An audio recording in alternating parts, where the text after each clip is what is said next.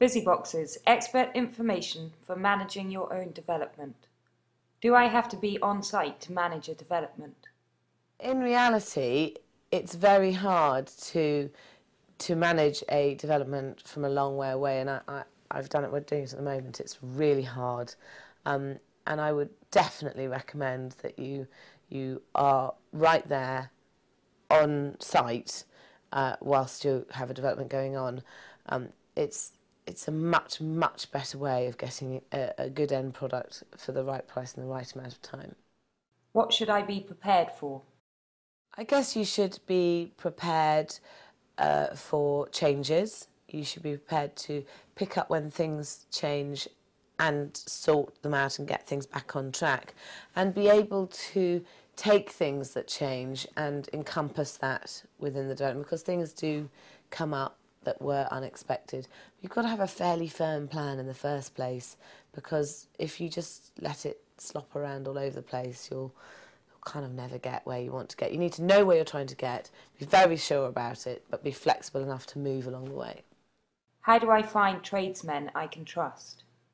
Finding tradesmen you can trust is a very tricky job in this country, which is a shame, really. The best possible way is recommendation, so you need to ask around friends, family, neighbours. What are the benefits of managing my own development?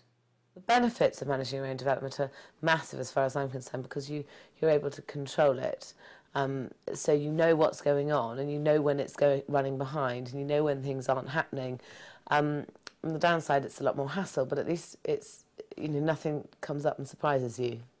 What are the biggest mistakes people make when managing their own development?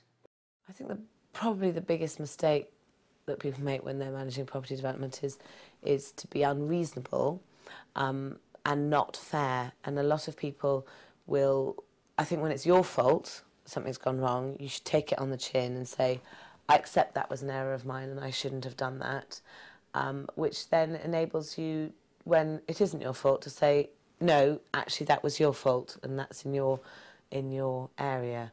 Because I think being too difficult will just mean that everyone will walk off site.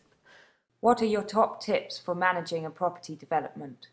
Top tips for managing a property development is probably to write everything down, write every telephone call down, because sometimes you can think you've remembered that you've spoken to someone and you haven't actually done it. www.busybox.com